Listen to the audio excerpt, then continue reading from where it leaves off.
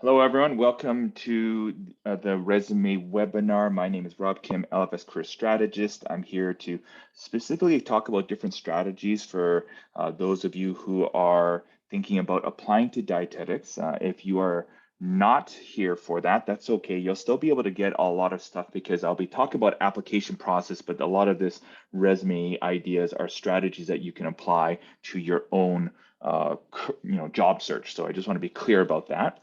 And before we proceed, I just want to acknowledge that we are on the ancestral and traditional and unceded territory of the Musqueam people.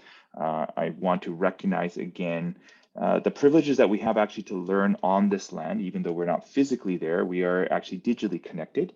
And in any of these sessions, I always ask these questions in terms of like, how can we be respectful to those of to the First Nations people when we consider we are on their land. And so part of that is this idea of today in this session, being in charge of your own learning or asking that question, what can I put in my basket to take home for today?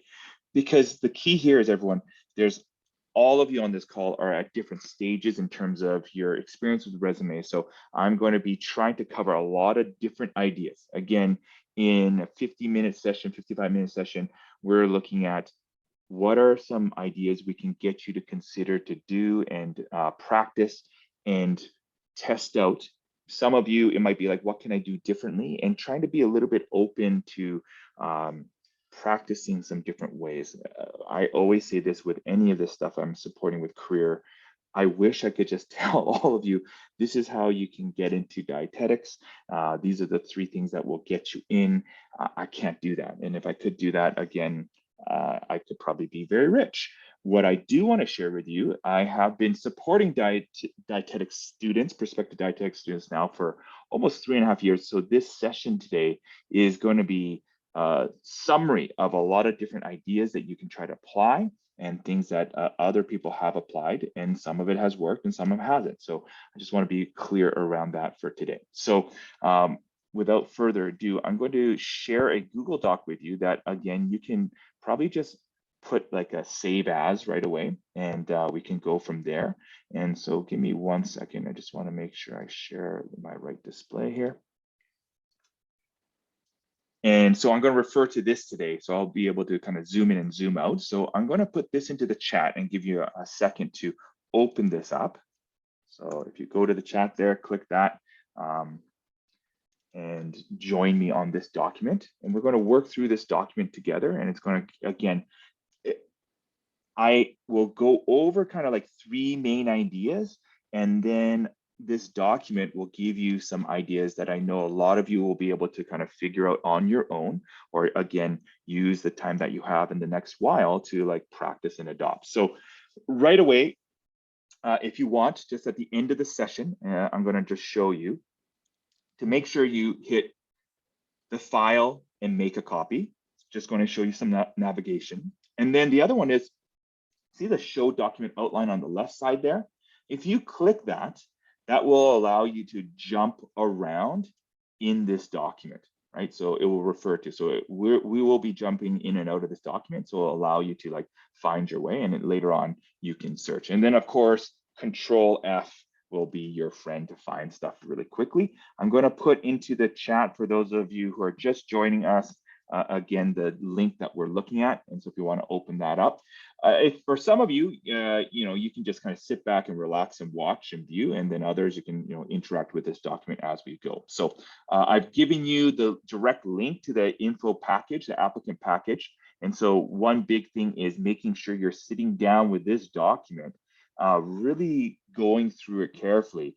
The way I look at these documents, everyone, it's really saying, hey, this is the bare minimum that we're asking. So, are you able to follow these instructions? And I wish sometimes they weren't that convoluted, but I think the dietetics team has been really doing a lot to try to make this document more accessible. And if you get to, specifically for you today, number 5, looking at the cover letter and resume criteria. And so we're thinking about this resume criteria. Notice it gives you some things that you might want to consider and thinking about. Doesn't mean you need to necessarily address all of these either, but I look at this as like it's a course syllabus, right? It's a course syllabus, or it's kind of your learning objectives. Let's speak in the language of academics.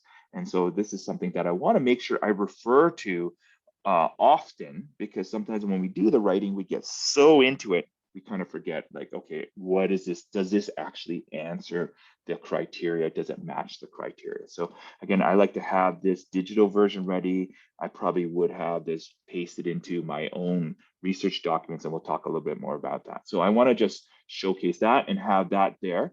And I again, start organizing all this information for yourself. Okay, the opening activity I'd like you to just join me with, it's again on page number 2 here. Find one spot, a column here, a row. Don't worry if you're battling it out with other people. If you could actually just type in what's an action you've been taking towards building your resume, specifically the dietetics application. I gave you one, attending the webinar. I'll fill out that number for us. How many participants we have on the call? We have 18. And to me, that is something. You are at the end of your studies, for your final exams, or some of you might still have finals, and yet you're dedicating your hour of time to coming here today. And that to me is something. I'm gonna be quiet for about 30 seconds and let you just kind of fill out some of the things that you've been doing.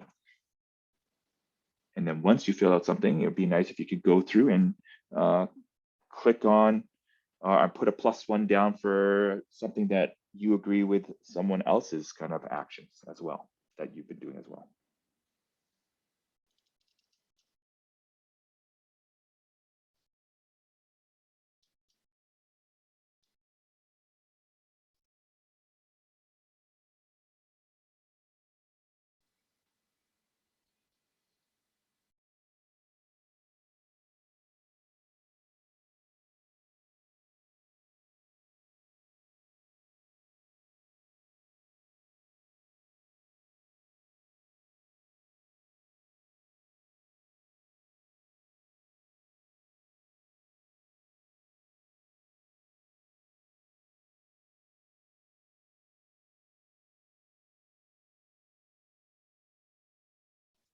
Don't worry about attending this webinar. I got you covered there. I actually updated it. So yeah, you can put a +1 elsewhere.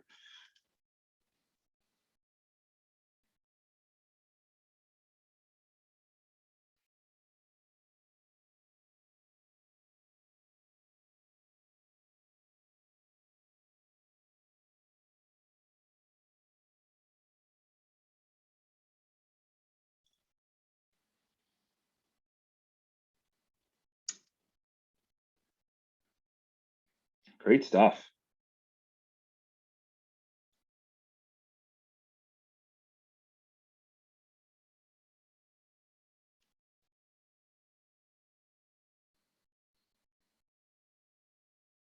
What I love about this collective list is just a reminder to all of you that you are doing things, right? Even though the dietetics application isn't due until, what is it, the 28th, I think it is Friday. What is it again? Let me double check.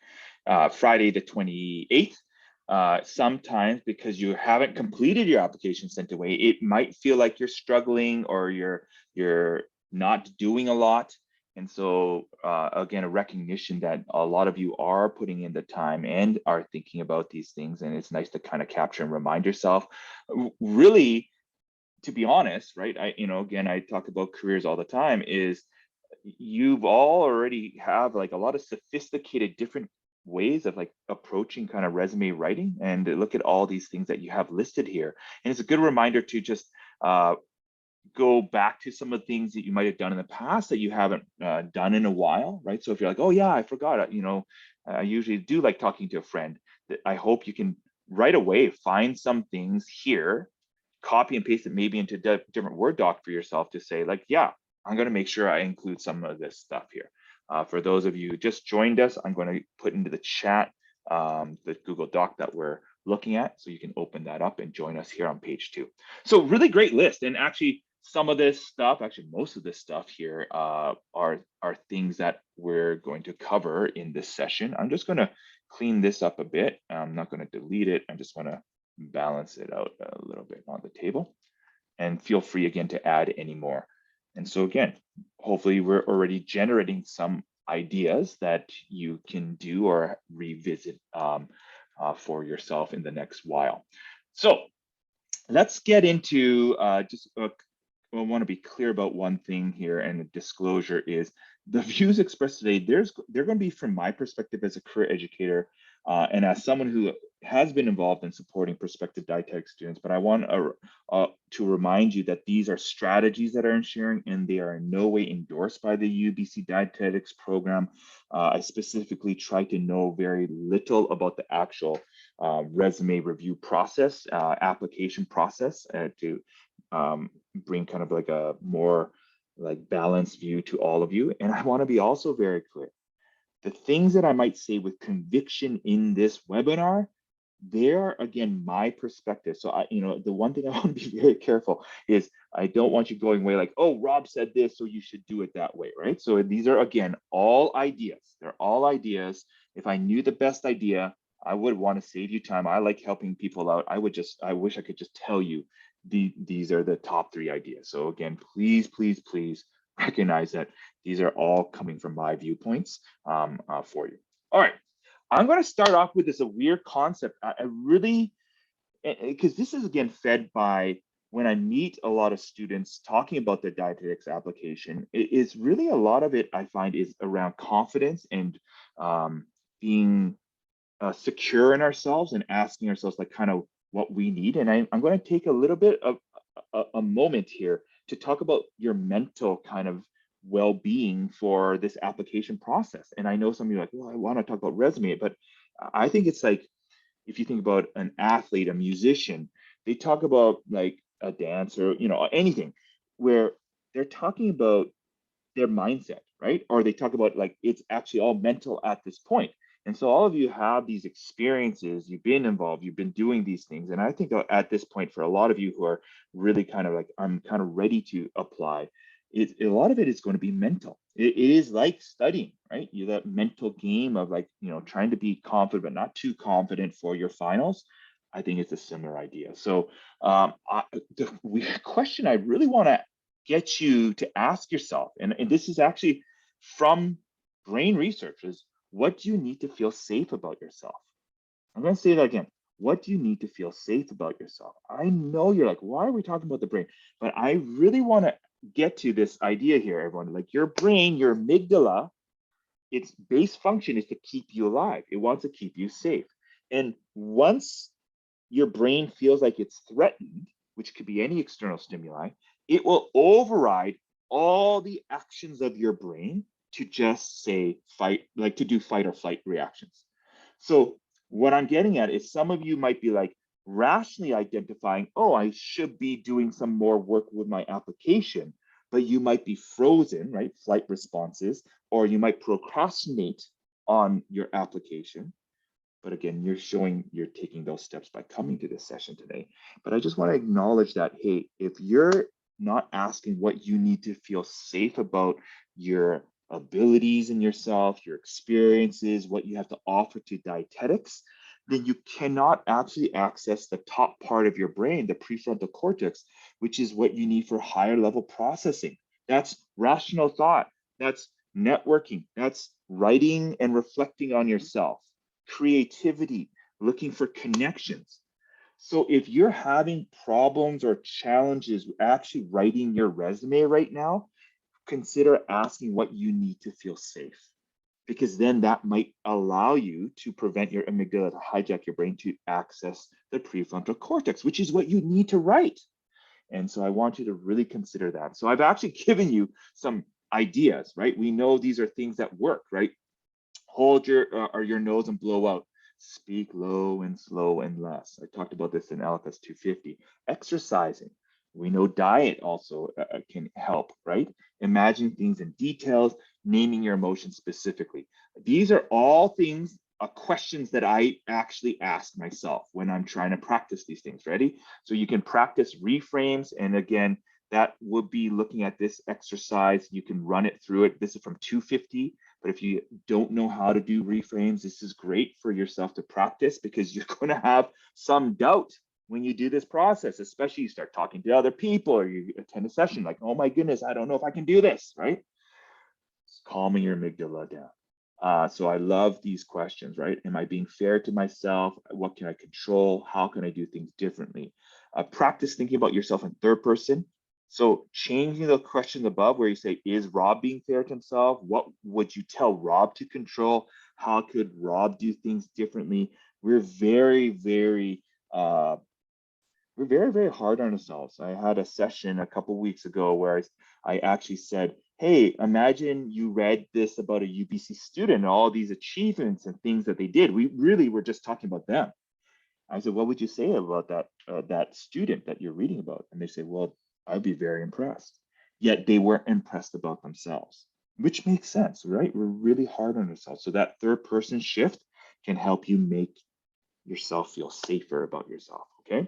And then again, encouragement, explicit tracking of what you're doing. And before you start, write out what you've been doing to get your brain into positive mindset.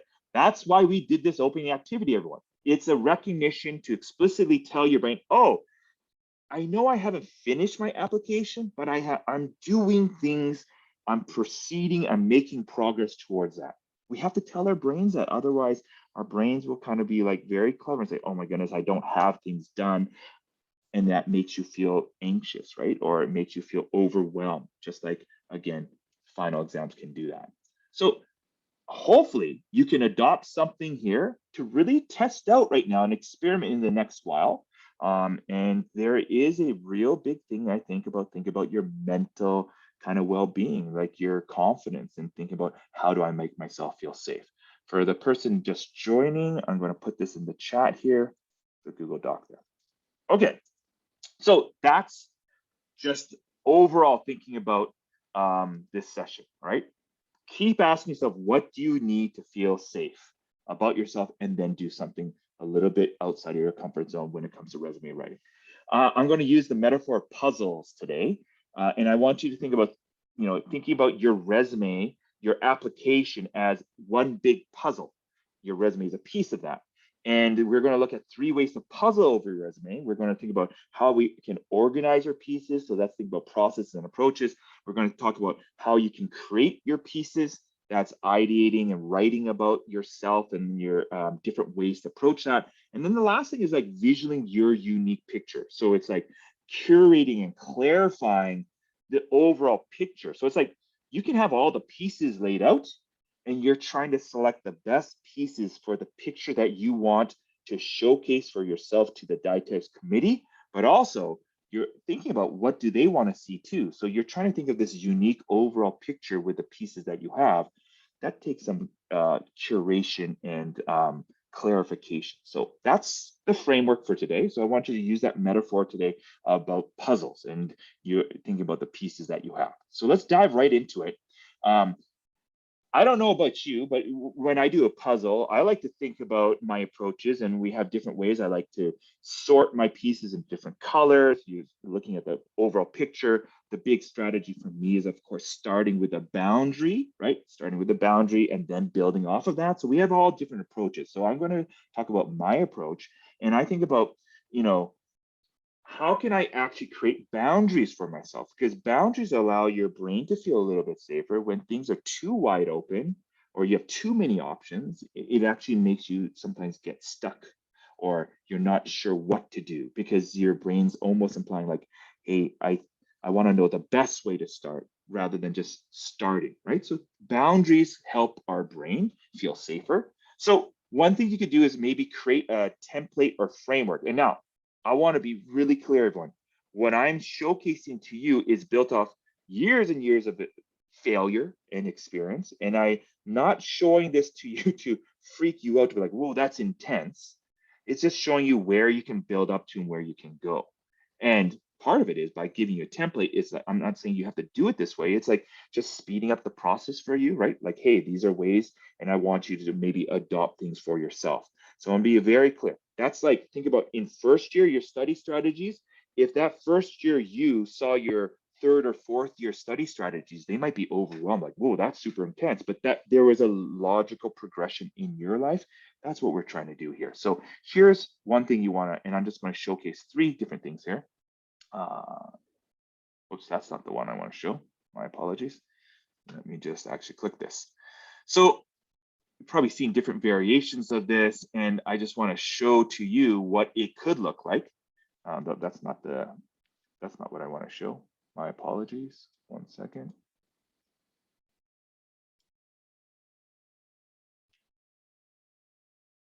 Sorry, I had this ready to go, and that's the wrong one. I'll just show you this anyway. Okay, one thing is I have given you a direct link to a template. Again, you would scratch and remove all this and have your applicant ID. I have a whole bunch of considerations on the side. You can actually delete these comments when you're ready at the end, right? So you can always just click and delete the comments so to get rid of them. And I'm just getting you to organize actually your resume template, because one thing I find is you're building your stuff, but because the format is so kind of rigid, especially your tabbing and spacing over, it's really hard to just move your puzzle pieces around, right? So think about on your desk, like you can move those pieces around really quickly just to see, is this a better fit? I think sometimes when we're drafting up our resume and we're writing out our experiences, it's really hard to move something from the second page around. So what I like about the table format, there's two things it's addressing for the dietetics application, because they're asking you for more information than typical.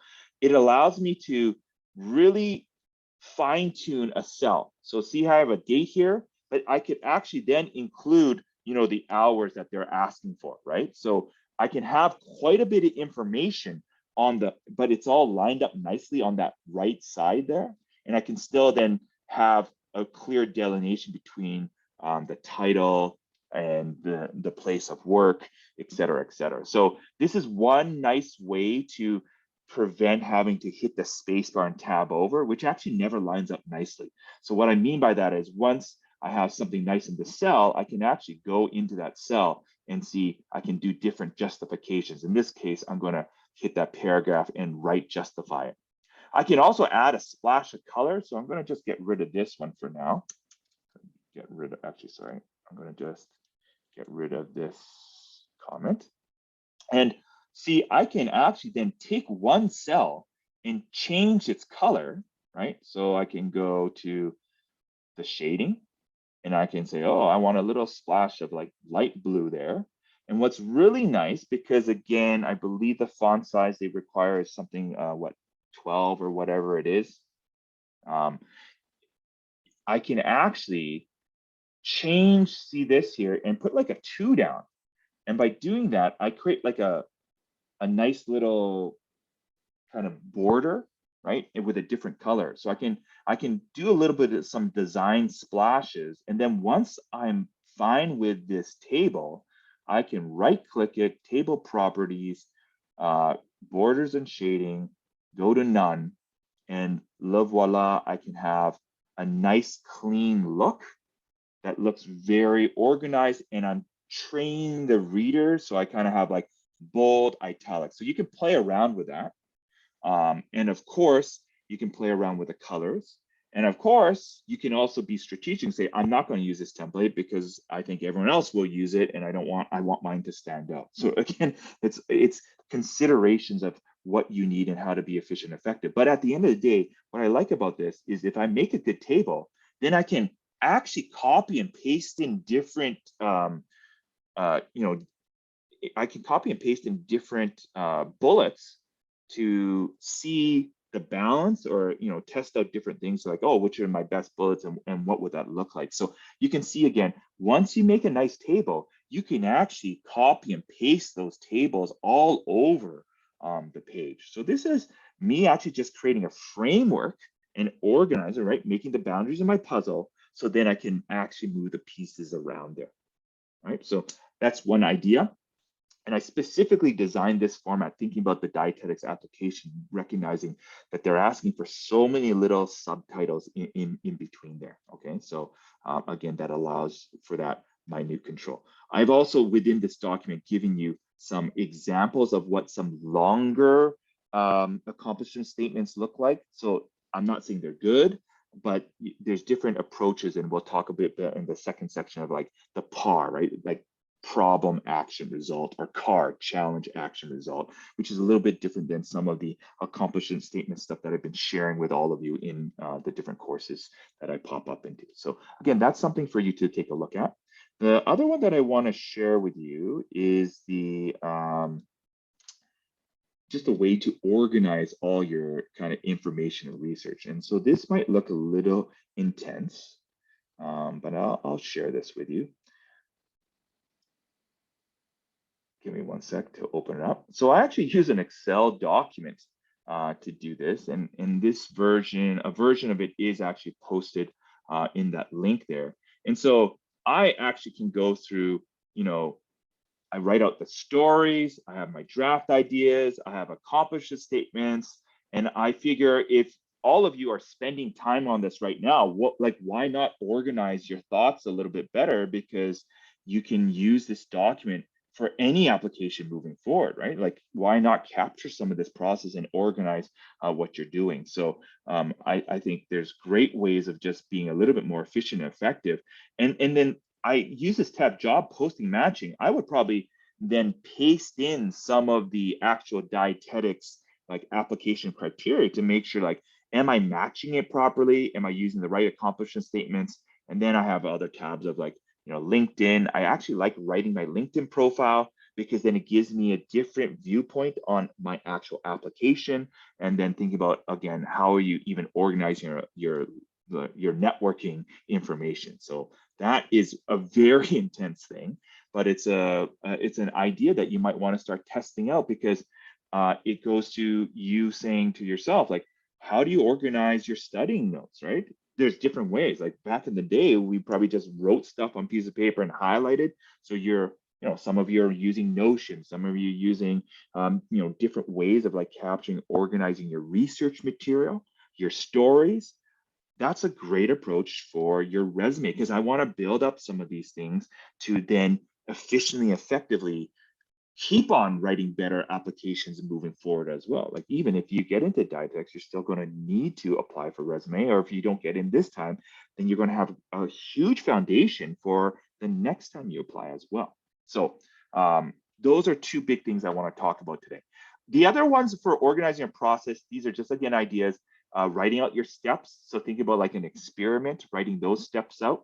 And then also thinking about, how do you continue to research the field of dietetics? So that's through people associations, UBC Dietetics page, other sources like LinkedIn. So if you click on that LinkedIn, it will take you to the UBC alumni page. And I've already put dietetics in, and now it's down to the 250,000 people on the UBC page. We're down to 928 alumni, and I can do some passive research, not necessarily looking at people to reach out to yet, maybe in the future, but I might say something like, okay, Stephanie Go, let's take a look at her profile. And I might just be learning how to better represent dietetics, understand the field, even starting to think about what sort of dietitian do I want to be? Like, do I want to be a clinical dietitian? Do I want to be an educator in dietetics, et cetera, et cetera? So I might learn from what they're sharing too, right? There's lots of information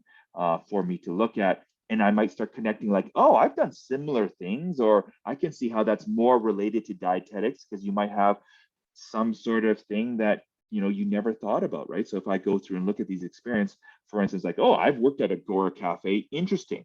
And look, Stephanie's actually given you a whole bunch of ideas. Now, you don't want to plagiarize, you do want to adapt some of these things, but it also makes you feel more safer. Like, oh yeah, I didn't even think about those sort of things as being applicable to getting in dietetics. And in this case, I might even just connect and send a note.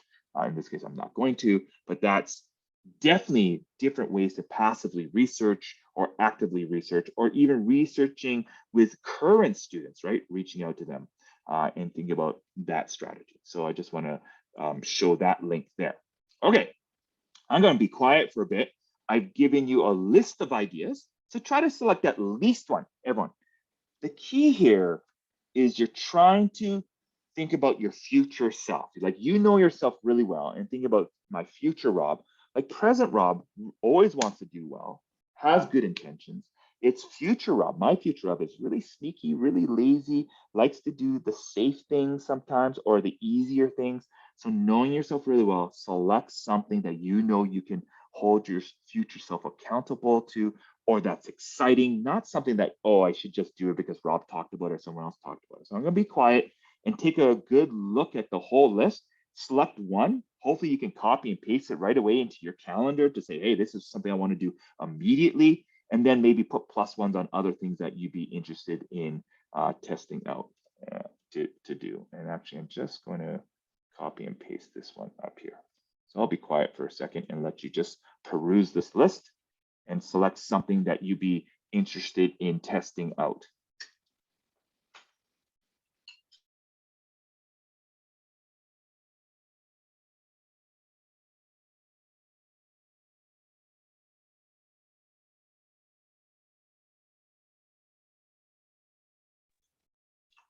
I'm always interested to see what is the most popular one.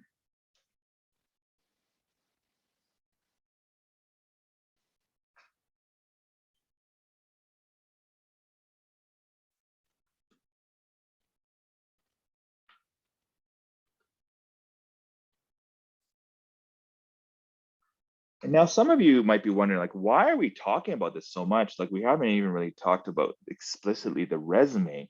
But to me, I'm trying to organize my process and make it a little bit less daunting. I'm trying to think about how I'm scheduling things. It's just like you're studying. Again, if you write down study for next week's final, personally, I know that's not going to happen, right? It's almost too broad and vague, and also I have a lot of lack of confidence. I don't know the material, or I might be feeling overwhelmed. I'm juggling lots of other things. Like all of you are going to be juggling lots of things during this application process, right? Life is always going to interfere. So for me, I really believe that it's a lot of this is again addressing our mental, but thinking about our processes, so you can almost take a step back and just say, hey, I'm just experimenting. I'm trying to do different things. Because again, a lot of us sometimes are held back, like, I don't know if this is going to work, rather than thinking like, what can I do? Like if I truly am trying to get into dietetics, which I know all of you are, it's again, just pushing ourselves in safe ways of what can I do differently? What can I do to make sure that when I apply, I can say, I did my best. I did all these different things, and this is the best I can do. Just like when you go into the exam, like I've done my best, and now we'll see, right? Okay, organizing tables. Yeah, the master career document. Again, that's a very specific example. So, change the headers however you like. If you remember from 250, you might think like strength finders. I think strength finders is a great way to actually go through and start organizing like how your 5 strengths show up in different experiences and then start connecting them again to the dietetics application. So if you haven't looked at your strength finders in a while, it's a great tool. I love this strategy. Like I realize I can curate my social media feed. So when I waste time on social media, I'm seeing and being inundated by dietitians, which is going to help me think about, and maybe I get some insight that I can then apply to my writing as well, right? So lots of different ideas there. Okay, great. Thanks, everybody. Let's move to number 2. Now, this is the bulk of the session today, all right? It's this idea of like how you're creating your pieces. So 3 things you can think about: practice writing your stories from your experiences. So really, I know a lot of us will dive right into the accomplishment statements, but I like to actually take a step and really write out stories. And I'm not too concerned if the story's good or not. I'm just putting pen to paper. Out of everything I share with students, this is the only thing that I almost think is like you should have to is just physically writing. And I don't really care right away about the quality. Of course, you can practice to do better things with that, but it's putting that pen to paper and then coming back to it and then trying to make sense of what you're writing. It's just trying to get a confidence in what you have and thinking about those stories. Those stories that I write, I might write a lot of details on the stories, and it might never be shared at all in the actual resume, But from those stories, then I can start identifying what are those specific pieces and engagement things or evidence that showcases me or that are unique. And I can start pulling those things out of those stories. And listen, everyone, I know you're very busy. So we want to like be really efficient with our practices. By doing these stories, you're actually also then working on the interview portion as well for the rest of your career, right? It's interesting. I have had some students who are so focused on the application, they get the interview, and suddenly the interview, the turnaround on that is much shorter, and they're almost surprised or they're not as ready for that interview. So it's again doing some double dipping here. You're actually just figuring out, yeah, what are those stories and making sense of those stories and just building those pieces to then get to a stage of like, well, how do I make a picture out of those pieces? Which pieces do I actually include? A lot of it again is some of these stories I might never ever use, but it makes me feel safe. Oh yeah, I understand what I've been doing. I understand what I'm about. So even though I might not explicitly talk about all of these things, because on the second page I include it and it's only one bullet, it actually helps me. It helps really develop that confidence again. So these are some ideas. I use concept maps actually quite a bit to draft out my stories and ideas. Like I might have something central like dietetics, write out some values that I'm seeing on the document. And then actually from there, I might start writing like, what are the three stories? What are the three things from that story? And I do that all the time. I use a VSI table to actually explicitly reflect on who I am, and I'm actually trying to establish sometimes my persona. So one thing you could do is like, yeah, you don't fully know what dietetics is like, but you all have a pretty good idea, or you start researching again to get better ideas. And one thing you could actually present is like, this is the dietitian that I want to be, or this is what I want to do, full well knowing you're going to change your mind, right? When you actually go into the program. But it's nice to actually present something clear, which is a clever way of showcasing your expertise and experience. Like if you've worked with a dietitian, like why not showcase that? Or again, transferring your experience to say, like, because I worked with children here, that's why I know I want to be doing this sort of stuff, educating with students. So, with children as a dietitian. So, really, again, thinking about sometimes we write broadly in our resume and thinking about like, what are we trying to actually, um, you know, project in terms of the sort of dietitian. So hopefully those bullets kind of align with that or give a sense of like, oh yeah, I can see this person does have experience with that population, or it makes sense, or I can see you doing it. Or another one is, oh, we want to interview this person. We're interested to hear more, right? So those ideas. So those are three concepts of idea and writing. I've given you a ton of things here. And really, we're trying to push you to not just list things, right? What did I do? Again, think about accomplishment statements. That's a nice strategy to start with if you haven't done a lot of that. My favorite these days, I lean to the problem action result framework, which I kind of use for my first bullet, which is getting very heavy. And then I might use the second and third bullet, maybe a little bit less heavy with an accomplishment statement. I think about balance sometimes in my resume as well. So this is interesting because when you do the problem action result, sometimes that means you might write a couple sentences, which I know goes counter to some of the templates that you're seeing. So this is just a consideration for you to say like, yeah, by taking two sentences to write this, does it actually showcase me better? Yes or no? And then you want to commit to it. And then, but you might get feedback like this is too bulky, right? So it really just requires you really playing around and letting go of perfection right now, everyone. You need to let that go. You are processing, you're experimenting, you're testing things out right now, right? And you have a good chunk of time to do that. I'll give you an example of the VSI table. I've also at the end of this, actually not this table, at the end of this document, and you, again, for those of you late joiners, clicking that document outline, I've given you a lot of career resources, even more ideas at the end of this document, more than what you need. And again, it's just about finding one thing that works for you. So if you want to go look at the STAR method, the pause method, those are great. I've used them all. And so I'm just telling you my personal preference these days is I lean to a combo of accomplishment statements and the PAR. and car. You see that. I love the VSI table because then by doing the value, skills, and interest, kind of doing that inventory, I get a nice, unique picture of who I am. And then that could be the thread that's in my cover letter and my resume. Or that's like what I hope I'm projecting through what I'm writing. That's what I'm trying to attain. Doesn't mean I'm going to do that necessarily. It's really hard to do that, but that's something I want to aspire to. Okay, I'm going to be quiet and let you just peruse this list. Actually, sorry, one last one. These two questions are really lethal. And so when I write something, especially accomplish a statement or I have a bullet, I like to ask, so what? Because sometimes I'll write something, I'm like, yeah, it's really great.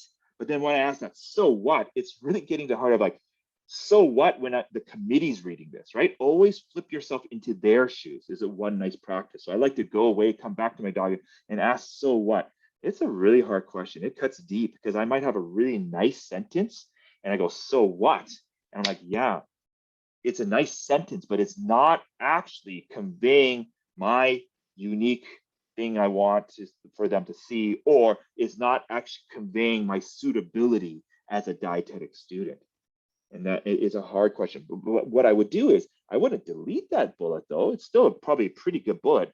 I tuck that into my career document because I never know when I'm going to need to use that version, right? Let's actually reward ourselves in the future with all the hard work that you're doing right now, right? So, and then the other one I like to do is, are your intentions explicit and clear? So, I like to ask that question when I'm working with people, like, what are you trying to say? And usually they will explain what they're trying to say, and it's better than what they wrote.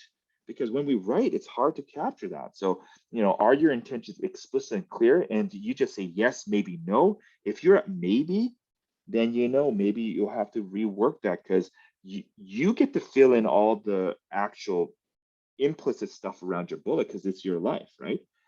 The reader doesn't necessarily have that sometimes. So, but you can also use specific details to actually use their lived experiences for your own benefit. So there's a lot of different ways when we think about storytelling, right? And again, we'll cover more of that concept in the cover letter. But yeah, I'm going to be quiet and take a look. I'm going to just let you know when you get to the bottom of this one, a lot of it will talk about more jobs, but it's still applicable. I didn't want to delete it. And I even have some tips from other people that I crowdsourced on LinkedIn, but I love it. Like, again, will your target audience notice it, right? You're applying, there's 100 of you applying, let's say, right? Like, is your target audience going to notice your application or focus on outcomes, quantifying? So I think there's real good wisdom and applicability to your application. So that's why I still included it. So just want to let you know that when you get to here, it might talk a little bit more about jobs specifically, but that's okay. I'm going to be quiet and let you take a look at both of these and select, again, with a +1, which one you would be excited to do. Not like, oh, I see how that'd be good for me, right? Which is safest for you to do to push yourself a little bit.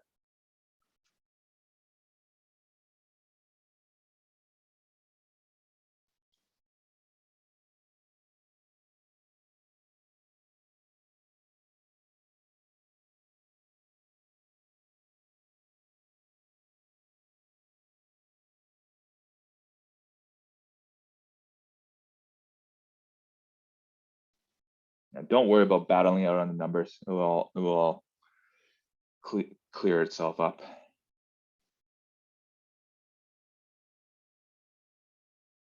Again, don't forget to take a peek at some of the second page there.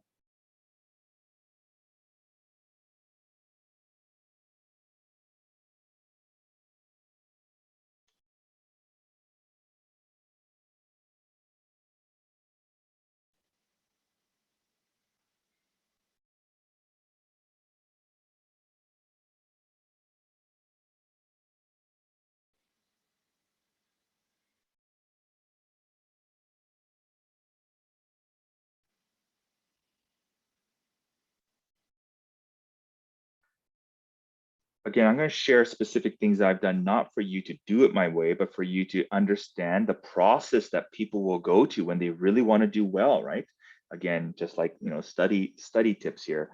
So when I'm thinking about the pieces of my career, I really want to spend some time making sure those pieces are really nice, but they're also curated to the audience. And in this case, it's the dietetics committee, right? I actually have written a post-it note out, so what? Or for my resume, I will actually break down, like, here's my role, here's my experience. And then, like a concept map, I will flesh out all the different, like the top 3 things I'm proud of. But then of the top 3, say, well, which are really dynamic and unique things that are showcasing myself. And then from that, I'm actually trying to connect those experiences again to what I think the committee wants to see and what I'm really excited to showcase to them. So there's a whole bunch of different steps. Again, I like to think about, like, you're thinking about your broad stories, getting specific, and then kind of looking at it broadly again. Let's see. Then I've also noticed I like to do weird things that are outside my comfort zone. So I know a lot of you, I'm happy to see one person wants to try this out, but something like LinkedIn, like posting something right now, like sharing your story. I mean, that's, I know, very scary for a lot of us, but I will tell you, this is a really great way for me. I've learned to actually build up my confidence in myself and my storytelling skills, and really it's actually helped me in my own process. And so again, trying to find some things that are a little bit different that you can still benefit in other ways as well, right? Like, try to double dip when you're doing any of these approaches. Okay, great. The so what is the leader in the clubhouse? Great. There's people, and you can also, you know, I just think about, like, trying to apply previous strategies from something else to your application process. So all of you are in school, right? You've been doing school. So again, think about your study practices and how you can apply it to, like, writing, right? All right. Last thing here. Thanks, everyone. This is where it comes together, everyone. Okay, so we're thinking about organizing the puzzle, like steps of that, and thinking about, like, the ways we can do that, right? And the strategies of how, and we all have different ways of organizing our pieces, right? So it's got to work for you, and you can adopt different scenarios. Then we're talking about creating those pieces, and notice I'm not actually spending time to go with you through what that looks like. But again, if you take a look at the links I have, like from 350, there's a accomplishment statement, there's a whole bunch of exercises, there's tons of stuff on LinkedIn Learning, there's stuff that I also talk about in some of my own actual LinkedIn postings. So it's all in the document. That requires you to spend some time just kind of practicing and trying different approaches with that. And then the other thing that we're doing is, now that you have your pieces, or you're going to have these pieces, why I like this puzzle metaphor is like this, everyone. You have all these pieces, and you're getting confidence in your pieces, and you're identifying these pieces. And now you're trying to say, I can't use all these puzzle pieces, right? That's like overwhelms the reader, right? So it's like, I'm now trying to, and this is the hardest part, trying to select the best puzzle pieces that I can bring to create a unique picture. Now, let's be honest, everyone. That unique picture you're creating through 2 documents, your cover and resume, that's not actually indicative of who you are. It can't represent all of you. So in many ways, you could argue it is a little bit disingenuous, but I'm going to push back on that. It is you recognizing, this is my story, this is my personal brand, whatever version of that is, and I want to be able to work to present that picture. So I'm picking the best puzzle pieces, and I'm putting them together now to make this unique picture. But that unique picture needs to do 2 things. It needs to convey your story, but also present a picture that you think also matches to what the dietetics committee is looking for. That's curation, right? And so that's what you're trying to do. You're trying to take the puzzle pieces here, and in this case, you're saying, I want to showcase myself as a tree. And this tree, I hope, represents what I think that they're looking for, or maybe they didn't even know that they wanted, whatever version of that is. And that's what you're trying to do. And that's all you can control, because what we can't control is who's applying each year, the different unique perspectives, I mean, every student I see, I'm like, I don't even know how they can make these decisions because all of you are unique. All of you are bringing wonderful things to the table. And so at the end of the day, you're just trying to curate as best you can. Just like on an exam, you study to what you think is going to be tested. And sometimes you're right. And sometimes you leave that exam going, man, I didn't expect that question to be asked more, right? Or that concept.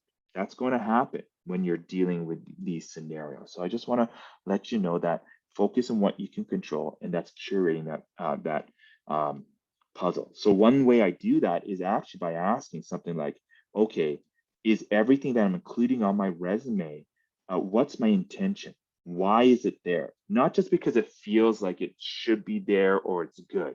That's something I do at the latter stages when I start thinking about what's there. And what I find is sometimes I have to delete things because it's something that I'm super proud of, that I think is really good, but I recognize actually it has nothing to do with dietetics, you know? Or I think this is most often the case for the students I work with.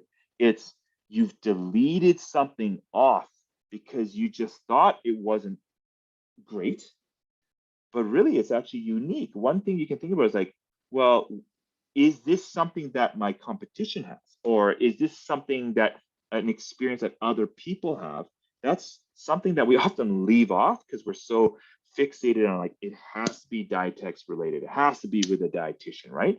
I mean, of course you want some of those things if you can, but I also know people have gone in now, and especially when you look at the applications shifted, they shifted like 2 years ago, not last year, yeah, 2 years ago, you had to have a dietetic specific experience. And I actually pushed back against that. I said, that's kind of actually unfair because that's not available to everyone.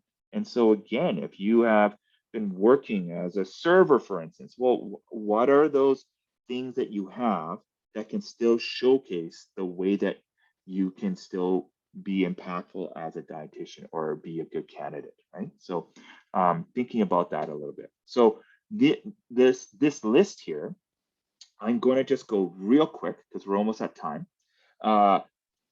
Is here are some specific resume considerations. Okay, I want to be super clear though, everyone. Please do not go in and quote Rob said to do it this way. This is just things that I've been thinking about and strategies and that other people have adopted as well. And it's things for you to say, what are you safe and comfortable with? So really quick, maybe utilizing different headers. It doesn't really say in the application what specific headers, so you can maybe use relevant experience. This breaks the chronological rule, and it helps maybe get your top 3 unique experiences at the top of your page. That would be actually great for any early career person. This is really radical. Maybe leaving out your UBC education entirely.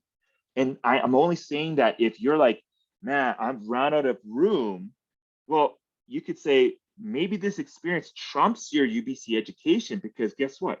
Everyone is applying is from UBC and in FNH. So it's actually not that unique. So that might be something. At the very least, though, I would consider dropping my education to the last thing on the second page, right? Why not? Because it's like the least unique thing of all the applicants. Maybe aiming for 3 bullets, 4 or 5, it's particularly relevant. The second page, I will be dropping maybe to 1 to 2 bullets. So you could still have some involvement, and you can still have 1 bullet that's still really relevant to dietetics, but it allows you to have some things that are like maybe further back, or again, things that maybe on the first glance, it doesn't look entirely relevant, but there's things within the experience that are, right? Maybe checking your conjugation for your bullets. Use your resume format to help the reader. I really think about using a PDF to preserve your formatting.